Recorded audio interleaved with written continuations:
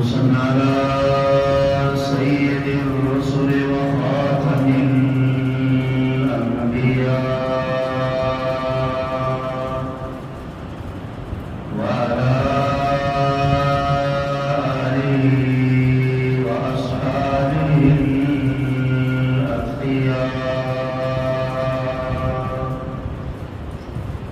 الذين هم خلاصة الآباء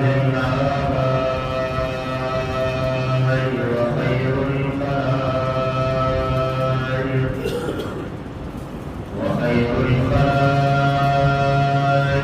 بعد الأنبياء.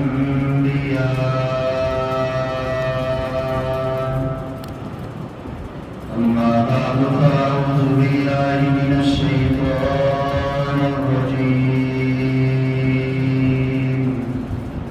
بسم الله الرحمن الرحيم.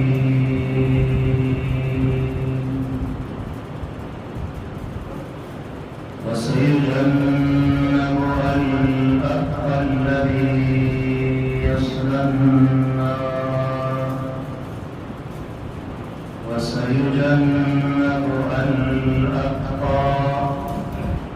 الذي ما له يتزكى.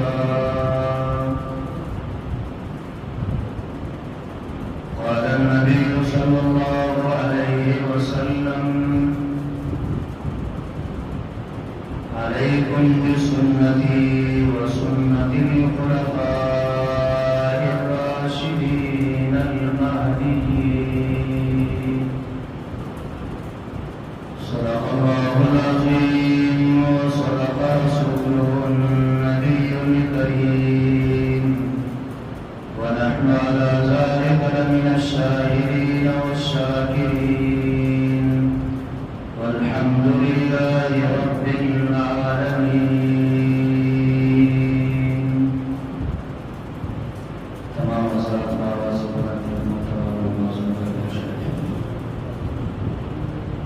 اللهم صل على محمد وعلى آل محمد كما صليت على إبراهيم وعلى آل إبراهيم إنك حميد مجيد.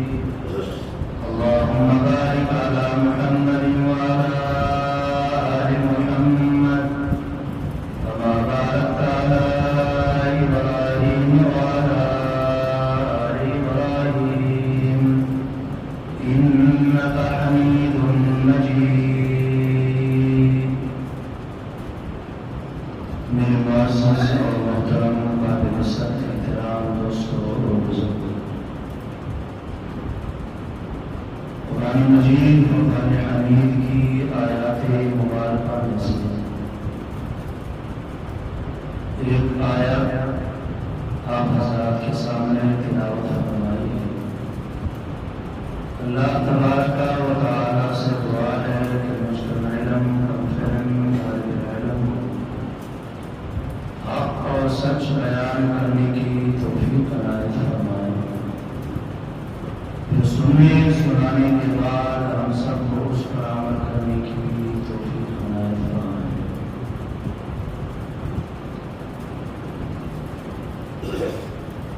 آج کے اس مختصر سے وقت میں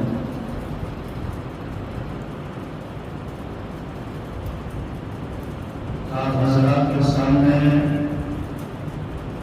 افضل البشر بعد الانبیاء، خلیفہ اول، خلیفہ بلا فصل، سسر نبی یار غار اور یار نثار حضرت سیدنا ابوبکر صدیق رضی اللہ تعالی عنہ کے بارے میں چند گزارشات معروضات آپ حضرات کے سامنے عرض کرنے کا ارادہ ہے۔ ویسے تو سیدنا صدیق اکبر رضی اللہ تعالی عنہ کی سیرت بہت لمبی اور لامحدود سیرت ہے، مکمل کرنے کے لیے کتابوں کے دفتر اور گھنٹوں ٹائم چاہیے ہوتا ہے، لیکن اللہ کی رضا کے لیے، اللہ کی خوشنودی کے لیے اس نیت اور اس ارادے پر کہ قیامت کے دن اللہ تبارک و تعالی ہمارا حشر و نشر بھی انہی خوش نصیب اور سعادت مند لوگوں نے فرمایا۔ سیدنا صدیق اکبر رضی اللہ تعالی عنہ، جن کے دامن میں اللہ تبارک و تعالی نے لامحدود خصوصیات ڈال دی ہیں، اور ایسی خصوصیات ہیں، آپ کی ایسی خاصیت ہے کہ ان خصوصیات کے اندر آپ کے ساتھ کوئی دوسرا صحابی شامل نہیں ہے۔ وہ خصوصیات اور وہ اچھائیاں صرف اور صرف آپ ہی کی قسمت میں اللہ تبارک و تعالی نے لکھی۔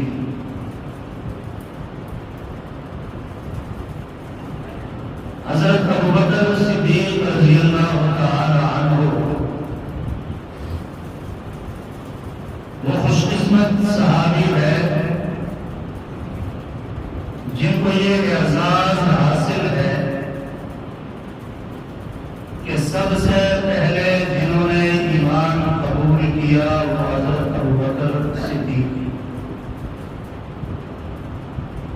جب اللہ کے رسول صلی اللہ علیہ وسلم نے اعلان نبوت فرمایا، لوگوں کو کلمہ توحید سنایا، کلمہ توحید کی طرف بلایا، تو جو لوگ چند لمحات قبل آپ کو اپنے بزرگوں سے، اپنے والدین سے بڑھ کر جانتے تھے، آپ کی عزت اور اکرام کیا کرتے تھے، وہی لوگ آپ کے جانی دشمن بن گئے۔ چند لمحوں پہلے جو لوگ اپنی اولاد سے بڑھ کر آپ سے پیار اور محبت کیا کرتے تھے، وہی لوگ آپ کے جانی دشمن بن گئے۔ چند لمحات قبل جن ہاتھوں میں آپ کے لیے پھول ہوا کرتے تھے، وہی ہاتھ پتھر برسانے لگے۔ جن لوگوں کے ہاتھوں میں آپ کے لیے پھولوں کے مالائیں اور ہاتھ ہوا کرتے تھے، وہی ہاتھ پوچھنے لگے اور آپ کے ایوان تک پہنچنے کی کوشش کرنے لگے۔ کہنے کا مطلب یہ ہے کہ کسی نے دعوت و توحید کو قبول نہیں کیا، سب نے اللہ کے پیغمبر کی تکذیب کی، سب نے اللہ کے پیغمبر کو جھٹلایا، اللہ کے پیغمبر پر پتھر برسائے، اللہ کے پیغمبر کو تنگ کیا۔ اس موقع پر ایک ہی شخصیت تھی جس کا نام ہے ابوبکر صدیق۔ جب رشتہ داروں نے پھولوں کی جگہ پر آپ پر پتھر برسائے تو حضرت ابوبکر صدیق نے اپنے ہاتھوں کو ڈال بنایا، آپ کو بچانے لگے۔ جن خونی رشتوں نے آپ پر فتوے لگائے کہ یہ تو معاذ اللہ ساحر ہے، کذاب ہے، اسی موقع پر سیدنا ابوبکر صدیق رضی اللہ تعالی عنہ نے فرمایا کہ یہ ساحر اور کذاب نہیں، کائنات کے اندر اس سے بڑا سچا کوئی نہیں۔ جب لوگوں نے جھٹلایا تو ابوبکر صدیق نے آپ کو اپنے گلے لگایا، جب لوگوں نے کاذب کہا تو ابوبکر صدیق نے آپ کو صادق کہا، جب لوگ پاس سے ہٹنے لگے تو ابوبکر صدیق آپ کے قریب آئے، جب لوگوں نے ہاتھ بڑھائے آپ کے پیغام تک پہنچنے کے لیے تو حضرت ابوبکر صدیق نے ان بڑھتے ہوئے ہاتھوں کو روک دیا۔ اللہ کے پیغمبر صلی اللہ علیہ وسلم نے ایک موقع پر فرمایا کہ لوگوں، صحابہ کرام اور حضرت ابوبکر صدیق کے درمیان کوئی طرف کلامی ہوئی کسی بات پر، تو حضرت ابوبکر صدیق شکایت لے کر اللہ کے پیغمبر کے پاس گئے، تو اللہ کے پیغمبر نے سب صحابہ کرام کو بلایا اور فرمایا کہ کیا تم میرے لیے ابوبکر صدیق کو معاف نہیں کر سکتے؟ پھر اللہ کے پیغمبر نے حضرت ابوبکر صدیق کے فضائل گنوائے کہ ایک موقع وہ تھا کہ جب میں نے فاران کی چوٹی پر کھڑے ہو کر تمہیں اللہ کی توحید کی طرف بلایا، اللہ کی وحدانیت کی طرف بلایا، تم سب لوگوں نے مجھے جھٹلایا، سب لوگوں نے مجھ پر فتوے لگائے، مجھے ساحر کہا، مجھے کذاب کہا، مجھے جھوٹا کہا، مجھے جادوگر کہا، جادو زدہ کہا۔ اس موقع پر ایک ہی ابوبکر صدیق تھے جنہوں نے آ کر میری تصدیق فرمائی اور مکمل طور پر میرا ساتھ دیا۔ جب میں نے فاران کی چوٹی پر کھڑے ہو کر تمہیں اللہ کی طرف بلایا تو کوئی ایسا شخص نہیں جس نے مجھ سے کسی معجزے کا یا کسی نشانی کا مطالبہ نہ کیا ہو۔ معجزے کا مطالبہ کرنے کے بعد، نشانی دکھلانے کے بعد وہ مجھ پر ایمان لایا۔ واحد ایک شخصیت ابوبکر صدیق کی ہے۔ جب میں نے ان کے سامنے دعوت و توحید پیش کیا تو ابوبکر صدیق نے نہ کسی معجزے کا مطالبہ کیا، نہ کسی نشانی کا مطالبہ کیا، نہ یہ کہا کہ میں بڑوں سے مشورہ کر کے بتاؤں گا، نہ یہ کہا کہ میں سوچ کر بتاؤں گا، نہ یہ کہا کہ مجھے چند دن کی مہلت دی جائے، نہ ابوبکر صدیق نے یہ کہا کہ میں سوچ کر آپ کو بتاؤں گا۔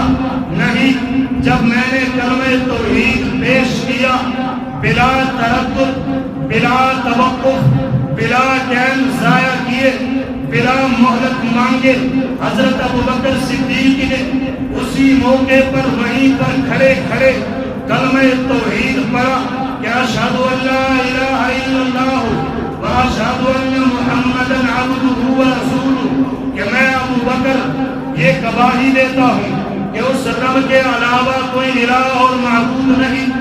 میں ابوبکر یہ گواہی دیتا ہوں کہ آپ اللہ کے بندے اور اللہ کے سچے رسول ہیں۔ حضرت ابوبکر صدیق رضی اللہ تعالی عنہ ان خوش قسمت لوگوں کے اندر شامل ہیں کہ جنہوں نے سب سے پہلے کلمہ توحید پڑھا اور دائرہ اسلام کے اندر داخل ہو گئے۔ جب اللہ کے پیغمبر کلمہ توحید، دعوت و تبلیغ کا کام جاری رکھتے ہوئے لوگوں کو کلمہ توحید سناتے، لوگ دائرہ اسلام کے اندر آتے، چلتے چلتے جب تعداد ہو گئی 38 تو ابوبکر صدیق کہنے لگے کہ یا رسول اللہ، میرا دل یہ چاہتا ہے کہ میں نکل کر سرعام لوگوں کو اللہ کی توحید کی طرف بلاؤں۔ میرا دل یہ چاہتا ہے کہ میں نکل کر چوک اور چوراہوں پر کھڑے ہو کر، گلی اور کوچوں بازاروں میں کھڑے ہو کر، مجمعوں کے اندر، جلسے اور جلوسوں کے اندر کھڑے ہو کر اللہ کی توحید کی طرف لوگوں کو بلاؤں۔ اللہ کے پیغمبر نے فرمایا کہ ابوبکر، اب ہماری تعداد تھوڑی ہے، اتنی زیادہ نہیں، اور مجھے یہ اندیشہ ہے، یہ ڈر اور یہ خوف ہے کہ اگر علی اعلان لوگوں کو اللہ کی طرف بلاؤ گے تو کہیں تم پر زیادتی نہ ہو، کہیں تم پر ظلم اور تشدد نہ کرے لوگ۔ حضرت ابوبکر کہنے لگے کہ یا رسول اللہ، ان کا کام ہے ظلم اور تشدد کرنا، ان کا کام ہے زیادتی کرنا، کہ کھڑے ہو کر سر عام اللہ کی توحید بیان کرنا آپ ہمیں اجازت دیجئے گا۔ اللہ کے پیغمبر نے اجازت دی۔ حضرت ابوبکر صدیق ایک چوک پر کھڑے ہوتے ہیں اور علن اعلان لوگوں کو اللہ کی توحید کی طرف بلاتے ہیں۔ جب کفار اور مشرکین یہ دیکھتے ہیں تو ان پر پل پڑتے ہیں، ٹوٹ پڑتے ہیں۔ حضرت ابوبکر صدیق پر ظلم اور ستم کے پہاڑ توڑ ڈالتے ہیں۔ اسی طرح ایک موقع پر اللہ کے پیغمبر صلی اللہ علیہ وسلم بیت اللہ کے اندر کھڑے ہو کر قرآن مجید کی تلاوت کرتے ہیں، نفلی نماز پڑھتے ہیں۔ کفار آتے ہیں، اللہ کے پیغمبر کے گلے کے اندر چادر ڈال کر اس چادر کو وہ پل دیتے ہیں، یہاں تک کہ تکلیف اور درد کی وجہ سے اللہ کے پیغمبر کی نبوت والی زبان وہ باہر نکل آتی ہے۔ حضرت ابوبکر صدیق دیکھتے ہیں، آ کر لوگوں کو دھکے دے کر اللہ کے پیغمبر کو چھڑاتے ہیں اور کہتے ہیں اتقتلون رجلا ان یقول ربی اللہ، کہ کیا تم ایسے شخص کو قتل کرو گے جو تمہیں صرف اتنا کہتا ہے کہ ربی اللہ، ہمارا رب صرف اور صرف اللہ ہے، تو اس بات کی تلاش میں تم اسے قتل کرنا ہو؟ تو لوگوں نے کہا کہ محمد صلی اللہ علیہ وسلم کو چھوڑو، پہلے ان سے مل تو یہ تو بڑا حمایتی ہے جو چھڑانے کے لیے آیا۔ لوگ پٹ پڑے، حضرت ابوبکر صدیق پر مار مار کر بے ہوش کر دیا۔ لوگوں نے اس وجہ سے چھوڑ دیا کہ اب یہ ختم ہو چکا ہے، یہ دنیا سے جا چکے ہیں، یہ مر چکے ہیں۔ لوگوں نے چھوڑ دیا۔ اپنی برادری والے لوگ آئے، انہوں نے حضرت ابوبکر صدیق کو بے ہوشی کے حالت میں اٹھایا، اٹھا کر گھر لے گئے۔ وہاں جب گھر لے گئے ان کی حالت غیر تھی، بے ہوش تھے، زخموں سے چور تھا، بدن لہو لہان تھا۔ وہ برادری والے آئے اور انہوں نے ان لوگوں سے کہا جنہوں نے حضرت ابوبکر پر ظلم اور تشدد کیا تھا کہ اگر ابوبکر کو کچھ ہوا تو ہم تمہیں زندہ نہیں چھوڑیں گے، یہ ہمارے برادری والا ہے، ہمارے کنبے قبیلے والا ہے۔ حالت کے تھے یہ بھی مشرک تھے، لیکن برادری کے غیرت، کنبے قبیلے کی غیرت ہو جاگ اٹھی کہ ہمارے قبیلے کا آدمی ہے، ہماری برادری کا آدمی ہے، اس پہ اتنا ظلم اور تشدد انہوں نے کیا۔ خیر لوگوں نے کہا اپنی برادری والوں نے کہ اگر ابوبکر صدیق کو کچھ ہوا تو ہم تمہیں زندہ نہیں چھوڑیں گے۔ یہاں سب لوگ حضرت ابوبکر کی تیمارداری کے اندر لگے، دودھ گرم کیا گیا، اس کے اندر ہلدی ڈالی گئی، تیل گرم کیا گیا۔ جب حضرت ابوبکر صدیق کو ہوش آتا ہے، زخموں سے چور بدن ہے، یہی ہوتے ہیں سچے عاشق جو اپنے زخموں کو بھول کر، اپنے اوپر تشدد اور ظلم کو بھول کر جب ہوش آتے ہیں، برادری والے خوش ہوتے ہیں، گھر والے خوش ہوتے ہیں کہ ٹھیک ہے حضرت ابوبکر صدیق کو ہوش آ گیا۔ کوئی دودھ پیش کرتا ہے، کوئی ٹھنڈے پانی کا گلاس پیش کرتا ہے، کوئی کھانے کی تھال لیے سامنے کھڑا ہے، لیکن ابوبکر صدیق کا ایک ہی جواب ہے ما فعل برسول اللہ، کہ مجھے یہ بتاؤ اللہ کے پیغمبر کی حالت کیا ہے، اللہ کے پیغمبر ٹھیک ٹھاک ہے کہ نہیں۔ برادری والوں نے جب یہ گفتگو سنی، جب یہ باتیں سنی تو وہ غصے سے اٹھ کر چلے گئے کہ اپنی حالت نہیں دیکھتا، بدن لہو لہان ہے، جسم زخموں سے چور چور ہے، اور اب بھی یہ اس شخصیت کے بارے میں پوچھتے ہیں جن کی وجہ سے ان کی یہ حالت ہوئی ہے۔ وہ برادری والے چلے جاتے ہیں، ماں دودھ کا گلاس لیے ہاتھ میں پکڑے کھڑی ہے کہ بیٹا دودھ پی لے، بیٹا دودھ پی لے، لیکن ان کی زبان پر ایک ہی جملہ ہے کہ مجھے یہ بتایا جائے کہ اللہ کے پیغمبر کی کیفیت کیا ہے، اللہ کے پیغمبر کس حال میں ہے۔ حضرت ابوبکر صدیق کی والدہ وہ بھی غیر مسلم ہے، ابھی تک ایمان نہیں لائے، وہ جواب دیتی ہے کہ بیٹا مجھے کیا پتا ان کے بارے میں، ان کی کیفیت کیا ہے، کس حال میں ہے، مجھے تو نہیں پتا۔ تو حضرت ابوبکر صدیق فرماتے ہیں کہ امی جان جا کر جمیل حضرت عمر فاروق کی بہن ہے، جا کر ان سے پتہ کرے، وہ بھی مسلمان ہو چکی ہے۔ حضرت ابوبکر صدیق کی والدہ جاتی ہے اور جا کر قوم جمیل سے پتہ کرتی ہے، وہ ڈرتی ہے کہ یہ تو ایمان نہیں لائی، ایسا نہ ہو کہ یہ جا کر کفار اور مشرکین کو بتا دے۔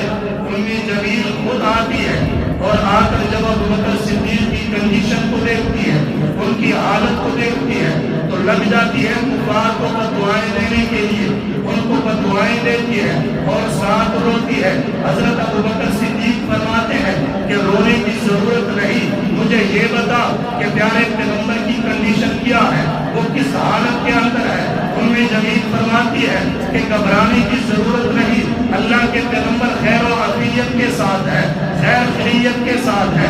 اس پر بھی حضرت ابوبکر صدیق کو تسلی نہیں ہوتی، اٹھتے ہیں زخمی بدن کے ساتھ، لہو لہان جسم کے ساتھ، اور چلتے ہیں کہ جب تک میں اپنے آنکھوں سے اپنے آقا کا دیدار نہ کر لوں تب تک ابوبکر صدیق کو چین اور سکون نہیں ملے گا۔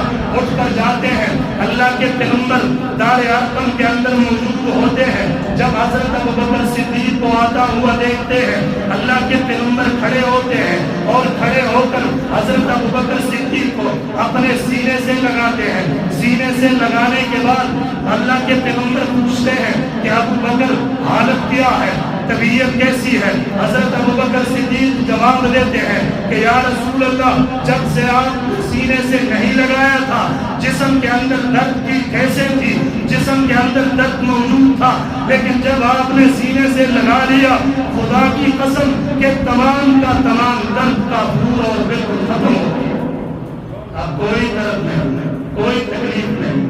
تو یہ حضرت ابوبکر صدیق رضی اللہ تعالی عنہ ہے جن کو اللہ تبارک و تعالی نے بڑے بڑے اعزازات سے نوازا ہے، بڑی بڑی خصوصیات سے نوازا ہے۔ ایک موقع پر اللہ کے پیغمبر صلی اللہ علیہ وسلم نے صحابہ کرام کو بلایا اور بلا کر مشورہ کرنے لگے کہ مجھے یہ بتائیں کہ فلانے علاقے کو وہاں کس کو عامل بنا کر بھیجا جائے، نام تجویز کر کے مجھے بتائیں۔ تو حضرت ابوبکر صدیق نے ایک صحابی کا نام دیا کہ یہ اس علاقے کے لیے موزون ہے۔ حضرت عمر سے پوچھا گیا تو انہوں نے دوسرے صحابی کا نام لیا کہ یہ دوسرا صحابی اس علاقے کے لیے موزون ہے۔ حضرت ابوبکر صدیق کہنے لگے کہ عمر، میں جب بھی کوئی مشورہ دیتا ہوں، کوئی رائے دیتا ہوں، آپ ہمیشہ میری بات کی مخالفت کرتے ہیں۔ حضرت عمر کہنے لگے کہ اس میں مخالفت کی کون سی بات ہے، یہ تو مشورہ اور رائے ہے، آپ کی رائے اس طرف تھی، میری رائے اس طرف ہے۔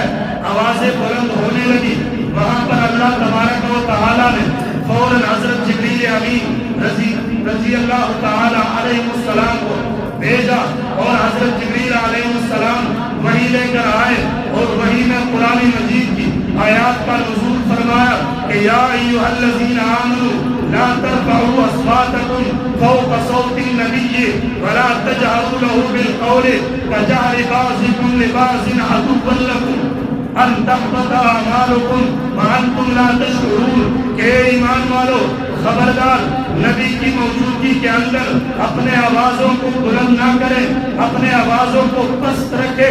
نبی کی موجودگی کے اندر نبی کے بات سے آگے بڑھ کر کوئی بات نہ کرے۔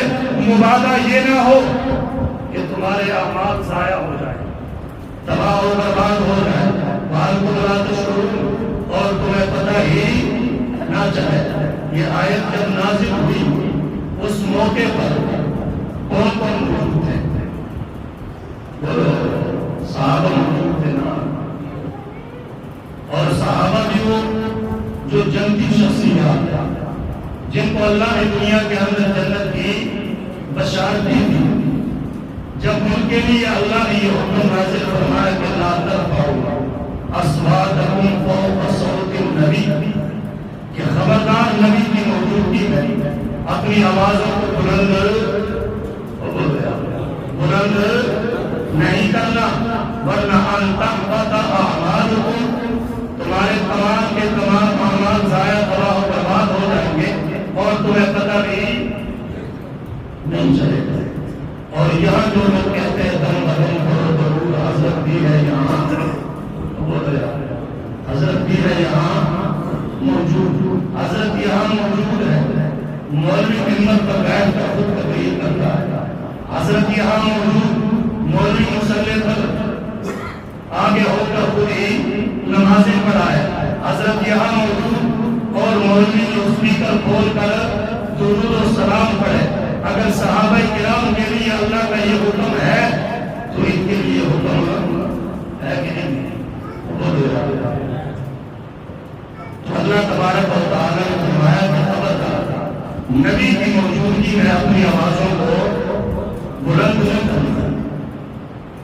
پھر بعد میں حضرت ابوبکر صدیق، حضرت عمر فاروق اور جمیع صحابہ خصوصاً ان دونوں پر اس حکم کا اتنا اثر ہوا، آوازوں کو اتنا پست کر دیا کہ کئی مرتبہ اللہ کے پیغمبر دو مرتبہ ایک سے کوئی بات پوچھتے، تب اللہ کے پیغمبر کو سمجھ آ گیا۔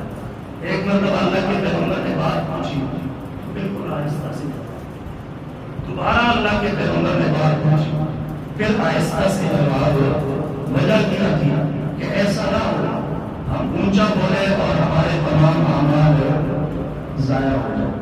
اور ایک صحابی رسول حضرت ثابت رضی اللہ تعالی عنہ، وہ تو بالکل اس حکم کے بعد اپنے گھر کے اندر مقیم ہو گئے، اپنے آپ کو گھر کے اندر قید کر لیا۔ کافی دنوں کے بعد اللہ کے پیغمبر نے صحابہ کرام سے پوچھا کہ ثابت نظر نہیں آتے، کافی دنوں سے غیر حاضر ہے، وجہ کیا ہے؟ کہیں سفر پہ ہے یا بیمار ہے؟ ایک صحابی جو ان کے پڑوسی تھے انہوں نے کہا یا رسول اللہ اگر آپ اجازت دے تو میں جا کر ثابت کے گھر سے اس کا پتہ پوچھوں۔ اللہ کے پیغمبر نے فرمایا کہ جا کر پوچھ کے آ، بیمار تو نہیں، کہیں سفر پہ تو نہیں، کافی دنوں سے غیر حاضر ہے۔ وہ پڑوسی جاتے ہیں، حضرت ثابت کا دروازہ کھٹکھٹاتے ہیں، وہ اندر سے باہر نکلتے ہیں، صحابی رسول حضرت ثابت کو حضور کا پیغام دیتے ہیں کہ اللہ کے پیغمبر نے تمہیں بلایا ہے، کافی دنوں سے غیر حاضر ہو، مسجد نہیں آتے، اللہ کے پیغمبر کی مجلس میں نہیں آتے، وجہ کیا ہے؟ حضرت ثابت رضی اللہ تعالی عنہ وہ رونے لگتے ہیں، رو کر بتلاتے ہیں کہ تمہیں پتہ ہے قدرتی طور پر میری آواز بلند ہے، اللہ نے میری آواز کو بلندی دی ہے، تو اس حکم کے اترنے کے بعد میں ڈرتا ہوں کہ کہیں میں اونچی آواز میں بات کروں اور رب تعالی میرے تمام کے تمام اعمال ضائع اور برباد نہ کر دے، اس وجہ سے میں اللہ کے پیغمبر کے سامنے نہیں جاتا۔ وہ صحابی واپس آتے ہیں، حضرت ثابت کا پیغام دیتے ہیں، تو اللہ کے پیغمبر فرماتے ہیں کہ جا کر ثابت سے کہو کہ تو جہنمی نہیں بلکہ تو جنتی ہے، تو جنتی ہے، تیری آواز قدرتی اونچی ہے، تو جان بوجھ کے تھوڑی کرتا ہے۔ اسے کہو کہ آیا کر مسجد کے اندر، میری مجلس کے اندر آ کر بیٹھ جایا کر۔ وہ کتنے خوش نصیب لوگ ہیں جن کو اللہ کے پیغمبر کی زبانی نبوت سے جنت کی بشارتیں ملتی ہیں کہ ثابت سے کہو کہ جہنمی نہیں بلکہ تو جنتی ہے، آ جایا کر، نمازیں پڑھا کر، مجلس کے اندر بیٹھ جایا کر۔ خیر میں عرض کر رہا تھا کہ حضرت ابوبکر صدیق رضی اللہ تعالی عنہ ایک موقع پر اللہ کے پیغمبر نے فرمایا کہ اللہ رحم کرے حضرت ابوبکر صدیق پر کہ انہوں نے اپنی بیٹی کو میرے نکاح کے اندر دیا، اللہ رحم کرے حضرت ابوبکر صدیق پر کہ جنہوں نے ہجرت کے رات میرے ساتھ ہو کر اور غارِ ثور تک مجھے اپنے کاندھوں پر اٹھا کر غارِ ثور تک لے گئے۔ اللہ کے پیغمبر نے حضرت ابوبکر صدیق رضی اللہ تعالی عنہ کو قدم قدم پر دعائیں دی، قدم قدم پر دعائیں دی۔ ایک موقع پر رات کا وقت ہے، حضرت عائشہ صدیقہ رضی اللہ تعالی عنہ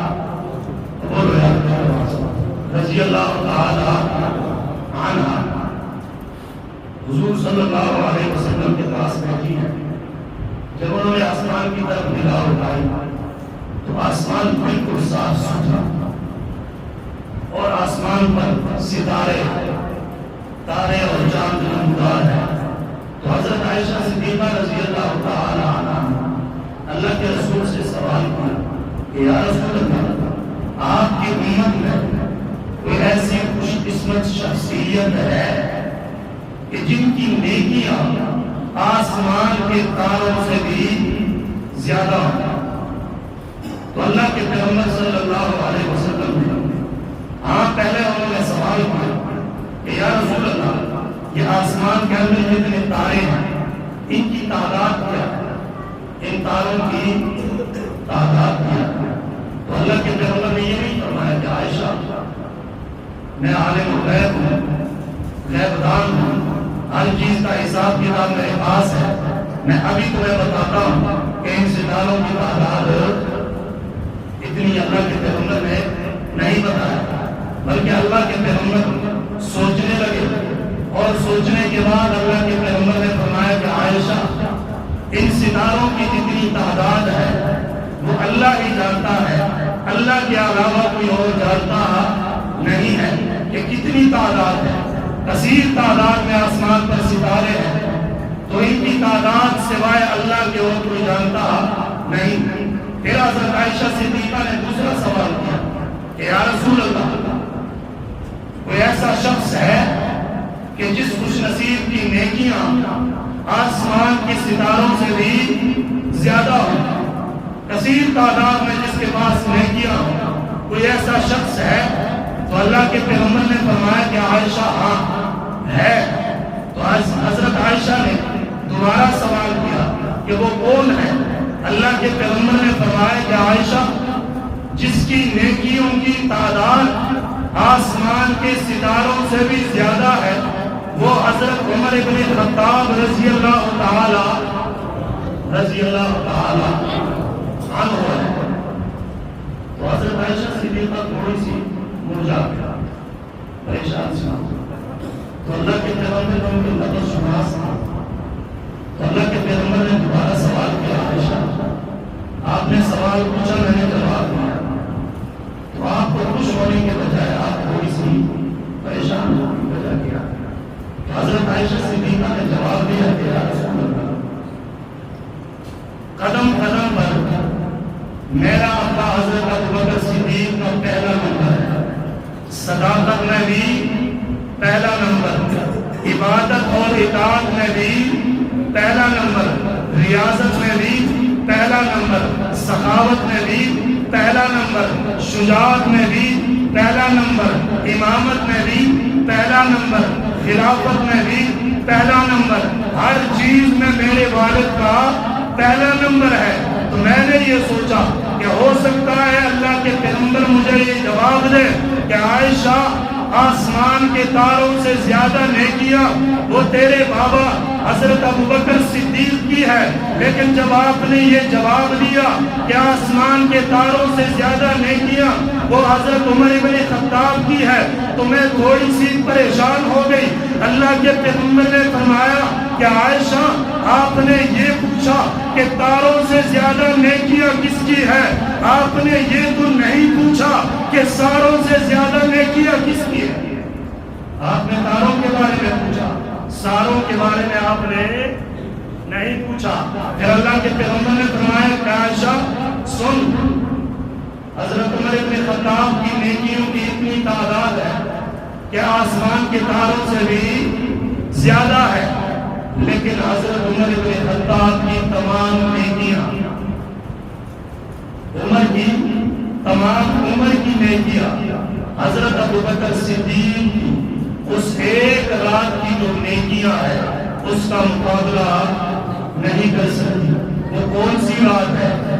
اللہ کے پیغمبر نے فرمایا کہ ہجرت والی رات، حضرت عمر کی پوری زندگی، حضرت عمر کی زندگی کے اندر بڑی بڑی نیکیاں موجود ہے۔ حضرت عمر بن خطاب رضی اللہ تعالی عنہ وہ سسر نبی ہے، حضرت عمر خطاب رضی اللہ تعالی عنہ ان کو یہ اعزاز حاصل ہے کہ وہ خلیفہ ثانی ہے۔ حضرت عمر بن خطاب رضی اللہ تعالی عنہ ان کو یہ اعزاز حاصل ہے کہ انہوں نے اسلامی پرچم کو تقریباً 22 لاکھ مربعین پر لہرایا تھا۔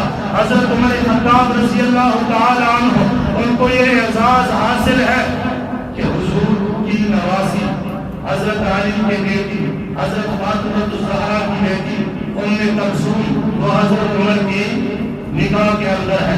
حضرت عمر بن خطاب کو یہ اعزاز حاصل ہے کہ جنگ کے بغیر جنہوں نے بیت المقدس کو فتح کر دیا. حضرت عمر بن خطاب رضی اللہ تعالی عنہ کو بڑے بڑے اعزازات حاصل ہے. ان کی دامن کے اندر بڑی بڑی نیکیاں موجود ہے. لیکن اللہ کے پیغمبر نے فرمایا کہ حضرت عمر کی پوری عمر کی نیکیاں وہ حضرت ابوبکر صدیق رضی اللہ تعالی عنہ کی ایک رات کی جو نیکیاں ہے اس کا مقابلہ نہیں کر سکتی. وہ کون سی رات ہے؟ وہ رات کیا رات ہے، ایک رات ہے. اللہ کے پیغمبر صلی اللہ علیہ وسلم اپنے بستر پر سوئے ہوئے ہیں، ساتھ حضرت علی رضی اللہ تعالی عنہ وہ بھی موجود ہے. باہر سے آوازیں آئی. حضرت علی نے دیکھا کہ یا رسول اللہ، باہر مدینے مکے کی گلیوں کے اندر کفار ننگی تلواریں لے کر فوج ہے، 100 نوجوان موجود ہے، ہاتھوں میں تلوار ہے، پرچیاں ہیں، اور وہ آپ صلی اللہ علیہ وسلم کو ڈھونڈ رہے ہیں. اللہ کے پیغمبر نے فرمایا کہ گھبرانے کی ضرورت نہیں ہے، تم یوں کرو کہ میرے بستر پر سو جاؤ. حضرت علی کو اپنے بستر پر سلایا اور حضرت علی کو اللہ کے پیغمبر نے یہ تاکید فرمائی کہ صبح ہوتے ہوئے یہ جو امانتیں ہیں میرے پاس، کفار کی جو لوگ آج مجھے مارنا چاہتے ہیں، مجھے قتل کرنا چاہتے ہیں، مجھے جلاوطن کرنا چاہتے ہیں، یہ انہی لوگوں کی امانتیں ہیں. صبح یہ امانتیں ان کی مالکوں کو لٹا کر ہمارے پیچھے آ جانا. رات کو اللہ کے پیغمبر اٹھتے ہیں، ہاتھ کے اندر تھوڑی سی مٹی ریت کے ذرات لیتے ہیں اور شاہت الوجہ کلمات پڑھتے ہیں. ان ریت کے ذرات کو اچھالتے ہیں کفار اور مشرکین کی طرف جنہوں نے باہر ڈیرے لگائے ہیں کہ اللہ کے پیغمبر نکلیں گے، معاذ اللہ ثم معاذ اللہ، ہم اللہ کے پیغمبر کی گردن کو تن سے الگ کر دیں گے، ہم اللہ کے پیغمبر کو قتل کر دیں گے، اللہ کے پیغمبر ختم ہو جائیں گے. جب اللہ کے پیغمبر نکلتے ہیں وہ ریت کے ذرات ان کی طرف اچھالتے ہیں، ان کی طرف پھینکتے ہیں. ریت کا ایک ایک ذرہ ان کی آنکھوں تک اللہ نے پہنچایا. یہ پیارے نبی صلی اللہ علیہ وسلم کا بڑا عظیم اور بڑا زبردست معجزہ ہے. وہ ریت کا ایک ایک ذرہ ایک ایک کافر کی آنکھوں تک رب نے پہنچایا، اور جب وہ ذرہ آنکھوں تک پہنچا تو وہ گویا کہ ریت کا ذرہ نہیں بلکہ رب تعالی نے اسے ایک میزائل اور ایک ایٹم بم بنایا. جب وہ کفار کی آنکھوں تک پہنچا تو کفار سارے اندھے ہو گئے اور اللہ کے پیغمبر ان کے آنکھوں کے سامنے کمرے سے نکلتے ہیں اور چلتے ہیں. کفار دیکھتے رہ گئے. صبح جب ہوئی انہوں نے کہا کہ کمرے سے کوئی بھی نہیں نکلا. انہوں نے دروازہ توڑا، اندر گئے، چارپائی پر کملی اوڑھ کر حضرت علی رضی اللہ تعالی عنہ وہ سوئے تھے. انہوں نے سمجھا کہ اللہ کے پیغمبر سوئے. انہوں نے کیا سمجھا؟ حضرت علی کو کیا سمجھا کہ اللہ کے پیغمبر اس وقت بھی کفار نے یہی سمجھا حضرت علی کو کہ یہ کیا ہے؟ کیا ہے؟ اللہ کے پیغمبر ہے. اور آج بھی یہی وہ سمجھتے ہیں، بلکہ کئی اسٹیپ اس سے آگے ہو گیا. خیر انہوں نے حضرت علی سے کہا، اٹھایا دیکھا تو وہ علی ہے. فرمایا کہ حضور صلی اللہ علیہ وسلم کہاں گے؟ اب حضرت علی بڑے پریشان ہیں، پشیمان ہیں کہ اگر سچ بولتے ہیں تو خطرہ ہے کہ کہیں اللہ کے پیغمبر کو جا کر پکڑ نہ لے، اور اگر جھوٹ بولتے ہیں تو وہ علی نہیں ہے. سمجھ آ گئی؟ اب تقیہ کریں یا سچ بولیں. لیکن حضرت علی نے نہ تقیہ کیا اور نہ جھوٹ بولا، ظلمانی الفاظ استعمال کیے. انہوں نے کہا کہ اللہ کے پیغمبر کہاں ہے؟ حضرت علی نے کہا وہ چلے گئے. انہوں نے کہا کہ کہاں چلے گئے؟ حضرت علی نے کہا جہاں جانا تھا. انہوں نے کہا کہ کہاں جانا تھا؟ حضرت علی نے کہا جہاں چلے گئے. ایسے کر کے ان کو الو بنایا، وہ نکل گئے. خیر اللہ کے پیغمبر چلتے چلتے حضرت ابوبکر صدیق کے دروازے پر پہنچے. رات کا سمرا ہے. اللہ کے پیغمبر نے دروازہ کھٹکھٹایا. حضرت ابوبکر صدیق نے دروازہ کھولا. جب سامنے دیکھا کہ اللہ کے پیغمبر کھڑے، حضرت ابوبکر صدیق کے آنکھوں سے آنسو نکل آئے اور کہنے لگے کہ یا رسول اللہ، آدھی رات کو آپ نے کیوں زحمت کی، اپنے آپ کو تکلیف دی؟ مجھ غلام کو بلا لیتے، میں آپ کے گھر میں حاضر ہو جاتا.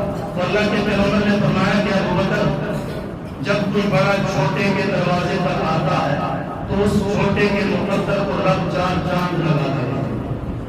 اللہ نے تیرے رتبے کو مزید بلند کرنا تھا۔ پھر اللہ کے پیغمبر نے کوئی بات سنائی کہ ہمیں نکلنا ہے۔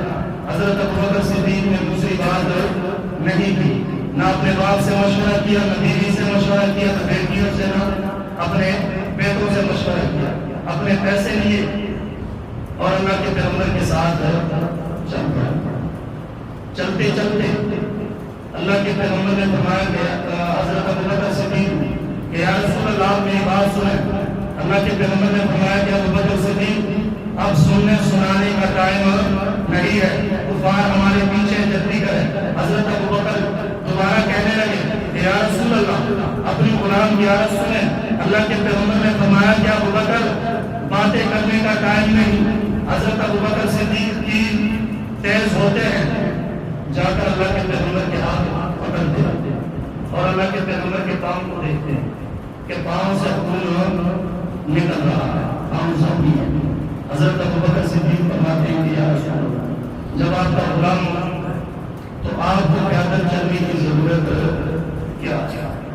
تو حضرت ابو بکر صدیق نے اللہ کے پیغمبر کو اپنے کندھوں پر بٹھا کر جو تقریباً 3 میل کا فاصلہ ہے غار ثور پر جو حاجی ہیں گئے ہیں، انہوں نے دیکھا کہ ہٹے کٹے نوجوان ہوتے ہیں، اب تو سیڑھیاں بھی بن چکی ہے، پوڑیاں بن چکی ہے، لیکن اب بھی ہر بندے کے بس کی بات نہیں ہے کہ ان سیڑھیوں پہ وہ چڑھ سکے۔ خوشاد نادر کوئی ہوتا ہے جو ان سیڑھیوں پر چڑھ جائے، مگر نہ اکثریت نہیں چڑھی، اور جو چڑھتے ہیں وہ ہاتھوں میں بسکٹ لیے، لیز لیے، پاپڑ لیے، بوتلیں لیے کہ چلو ساتھ ساتھ پیتے جاتے ہیں، کھاتے جاتے ہیں اور ساتھ ساتھ چڑھتے جائیں گے۔ لیکن واحد ابو بکر صدیق کہ جنہوں نے اللہ کے پیغمبر کو اپنے کندھوں پر بٹھایا اور اللہ کے پیغمبر کو غار ثور تک لے گئے، غار ثور کے باہر اللہ کے پیغمبر کو بٹھایا۔ اب یہ حضرت ابو بکر صدیق نے نہیں کہا کہ یا رسول اللہ آپ تشریف رکھیے، میں بھی تھک چکا ہوں، تھوڑی سی سانس نکالوں، تھوڑا سا سستا لوں یا آنکھ بند کر لوں۔ اللہ کے پیغمبر کو حضرت ابو بکر صدیق نے نہیں کہا، بلکہ اسی لمحے اللہ کے پیغمبر کو بٹھایا اور فرمانے لگے کہ یا رسول اللہ آپ تھک چکے ہیں، آپ بیٹھ جائیں، میں غار کے اندر جا کر غار کی صفائی کر کے آپ کی آرام کے لیے بستر بچھا کر، آپ کو آرام کی ضرورت ہے، آپ تھکے ہیں، اندر غار کے اندر جاتے ہیں، جھاڑو دیکھتے ہیں، جھاڑو موجود نہیں۔ اللہ کے پیغمبر نے فرمایا ابو بکر صدیق جھاڑو موجود نہیں، کہاں سے لاؤ گے؟ حضرت ابو بکر صدیق جواب دیتے ہیں کہ یا رسول اللہ جب ہم نے سفر شروع کیا تھا سواری موجود نہیں تھی، ابو بکر صدیق آپ کی سواری بن گیا، اب غار کے اندر جھاڑو موجود نہیں۔ ابو بکر صدیق کا چادر وہ جھاڑو کا کام دے گا، اپنی چادر اٹھائی، غار کی صفائی کی، غار کے اندر چھوٹے چھوٹے سوراخ اپنی چادر کے ٹکڑے کیے، ایک ایک سوراخ کے اندر دیے، سوراخ کے اندر چادر دینے کے بعد ایک سوراخ باقی بچا، چادر ختم ہوئی۔ اللہ کے پیغمبر کو اندر بلایا اور اس سوراخ پر اپنی ایڑی رکھی، ایڑی رکھ کر اس سوراخ کو اللہ کی حضرت ابو بکر صدیق نے بند کر دیا اور اللہ کے پیغمبر کو بلایا۔ جب اللہ کے پیغمبر اندر آیا تو حضرت ابو بکر صدیق نے اللہ کے پیغمبر کے سر کو اپنے گود کے اندر رکھا، اللہ کے پیغمبر کو سنایا۔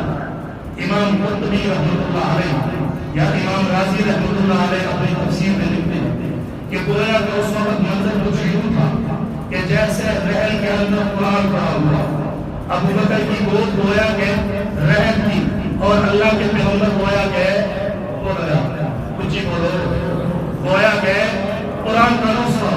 حضرت ابو بکر صدیق نے اللہ کے پیغمبر کو سنایا، نیچے سے کالا نار نکل آیا، حضرت ابو بکر صدیق کی پنڈلی کو ڈسنے لگا۔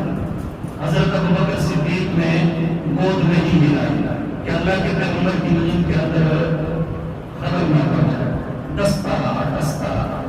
جب درد کی شدت ہوئی اور درد برداشت سے باہر ہوا تو حضرت ابوبکر صدیق کے آنکھوں سے آنسو نکلے اور آنسو کا پہلا قطرہ اللہ کے پیغمبر کے رخسار پر گیا.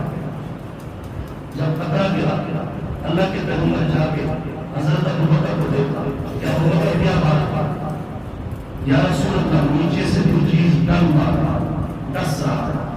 تو اللہ کے پیغمبر نے فرمایا کہ ایڑی کو لاؤ. جب ایڑی کو اللہ کے پیغمبر کے سامنے کیا اللہ کے پیغمبر نے کہا کہ دان نکالی. حضرت ابوبکر صدیق کی ایڑی پر لگائی. حضرت ابوبکر صدیق فرماتے ہیں کہ درد ایسا غائب ہوا جیسا کبھی درد تھا ہی نہیں. تو اللہ کے پیغمبر کو اپنے گود میں سلایا.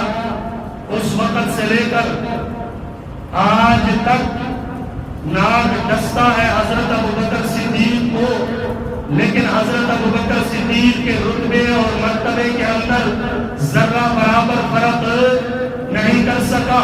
نہ وہ ناگ آپ کی جسم کو نقصان پہنچا سکا اور نہ یہ ناگ آپ کے رتبے کو نقصان پہنچا سکے گا. وہ قیامت کے صبح تک ڈستے ڈستے تھک جائے گا, اپنے آپ کو مزید کالے سے کالا تر کرتا جائے گا. لیکن ابوبکر صدیق کو جو مراتب, جو فضائل, جو رتبے اللہ تبارک و تعالی نے عطا فرمائے ہیں ان کے اندر مزید اضافہ ہوتا جائے گا. ان رتبوں کے اندر کبھی کمی نہیں ہوگی. 3 دن اللہ کے پیغمبر اور حضرت ابوبکر صدیق غار کے اندر رہے. اب یہ تو ہو ہی نہیں سکتا کہ 3 دنوں تک اللہ کے پیغمبر سوئے رہے, حضرت ابوبکر صدیق جاگتے رہے. کبھی اللہ کے پیغمبر سوئے حضرت ابوبکر صدیق دیکھتے رہے اور کبھی حضرت ابوبکر صدیق سوئے اور اللہ کے پیغمبر سو رہے, اللہ کے پیغمبر دیکھتے رہے. تو گویا کہ حضرت ابوبکر صدیق کا دفاع, اس کی سیرت کو پڑھنا سمجھنا, یہ اللہ کے پیغمبر کا سنت طریقہ ہے. سمجھا دیجیے بات, اللہ کے پیغمبر کا سنت طریقہ ہے. جس طرح پیار سے اللہ کے پیغمبر نے ابوبکر کو دیکھا, اسی طرح پیار سے مومن مسلمان بھی ابوبکر کو دیکھتا ہے. گویا کہ اللہ کے پیغمبر کا یہ سنت طریقہ ہے. تو 3 دن تک وہ غار کے اندر رہے. واقعات بڑے ہیں, لمبے ہیں, میں اسی پر اکتفا کرتا ہوں. کہنے کا مطلب یہ ہے کہ اللہ تبارک و تعالی نے حضرت ابوبکر صدیق رضی اللہ تعالی عنہ بڑے بڑے مقامات عطا فرمائے, بڑے بڑے مراتب عطا فرمائے, بڑے بڑے فضائل عطا فرمائے. ایسے فضائل عطا فرمائے حضرت ابوبکر صدیق رضی اللہ تعالی عنہ کو اللہ تبارک و تعالی نے کہ ان فضائل اور مراتب کا مقابلہ کو